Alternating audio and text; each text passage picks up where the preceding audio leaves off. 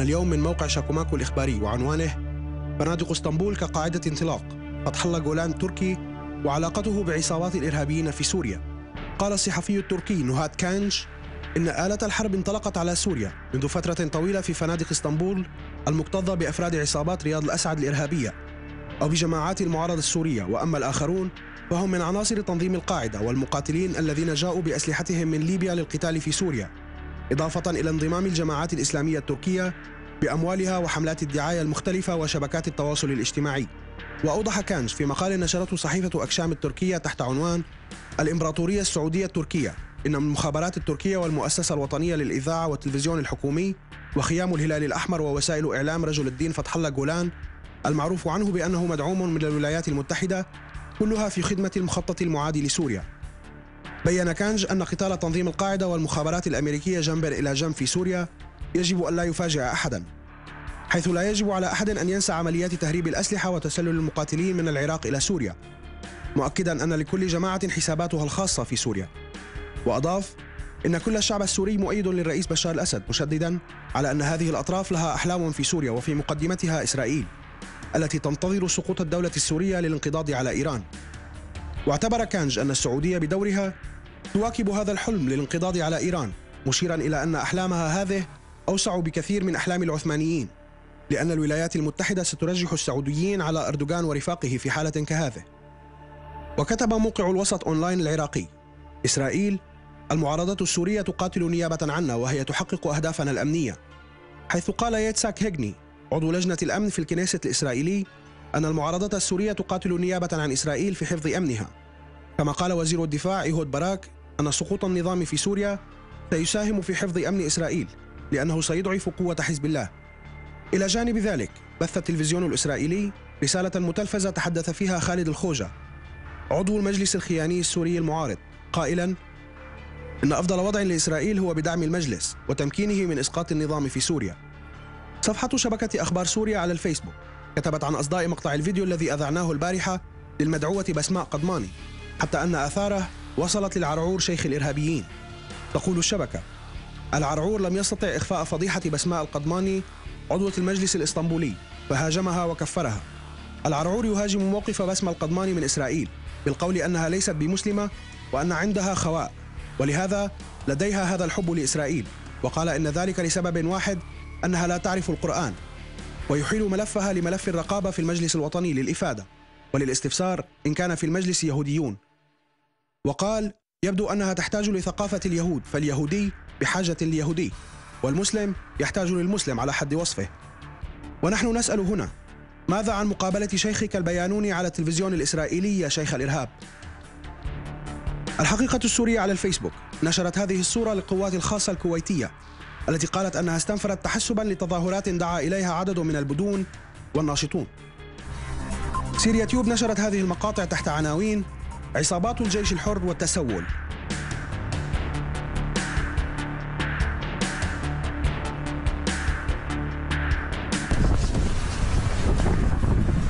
بسم الله الرحمن الرحيم. كتاب المعتز بالله تفجير دبابة في مدينة داعي. الله أكبر، الله أكبر، الله أكبر، الله أكبر، الله أكبر، الله أكبر، الله أكبر، الله أكبر.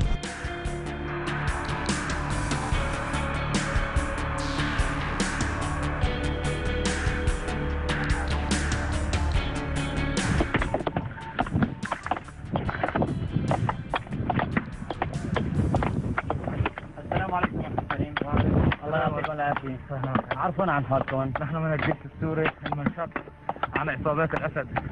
طيب اخي الكريم، انتم ليش يعني عم تشتغلوا في ايديكم عم تتعبوا؟ وين الدعم الخارجي اللي جاكم من المعارضه؟ وين المساعدات؟ وين لم يصلنا اي دعم.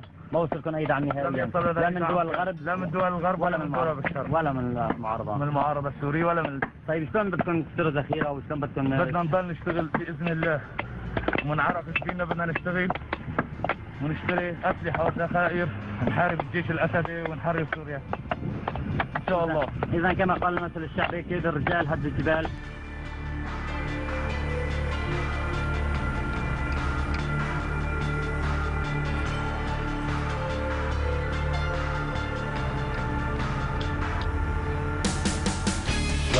يلا. حتى الآن هنالك اشتباكات التي تحصل بين الجيش السوري الحر والنظام السوري. طبعا النظام السوري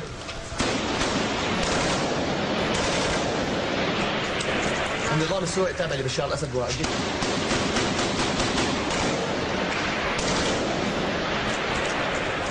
طبعا كما نرى الرائد أحمد محبوح قائد، ومعه النقيب عبد الله محبوح، وأيضا الملازم عبد المنعم محبوح. وهو كما نلاحظ الآن اشتباكات تحصل بين النظام السوري والجيش السوري الحر.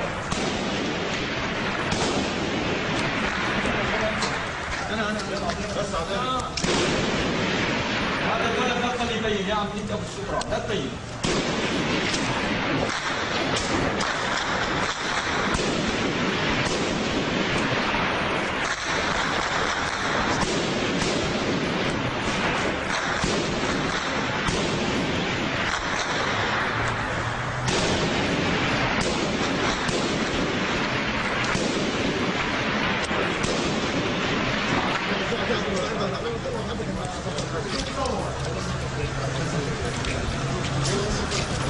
الآن ضرب قذيفة RPG على عربة على دبابة 72. كما نلاحظ التابعة للواء خالد بن الوليد بقيادة الرائد أحمد محمود قائد لواء خالد بن الوليد.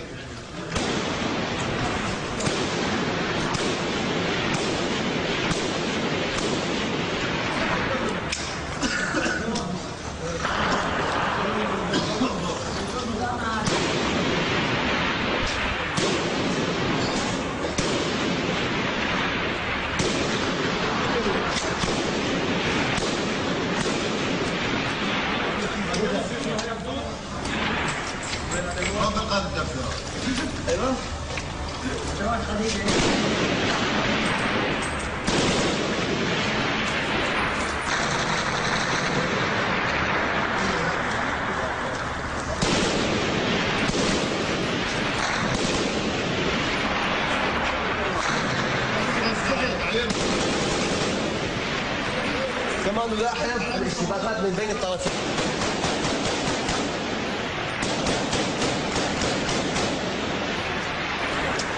هذا هو النقيب عبد الله محبوح. بإذن الله النصر خلال 24 ساعة سنحرر مدينة الرسام إن شاء الله إن شاء الله.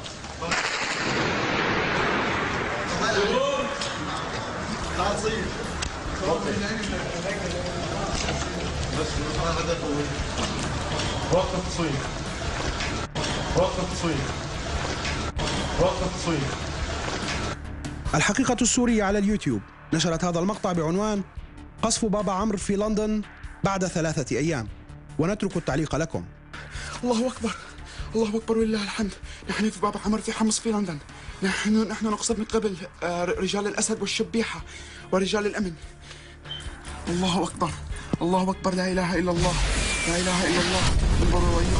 وسنختم مع هذه المقابلة مع المحلل طارق علي على روسيا اليوم الإنجليزية، ويوضح فيها كيفية تسابق السعودية وقطر على إرضاء أمريكا في البحرين وسوريا. Where in the nation's capital.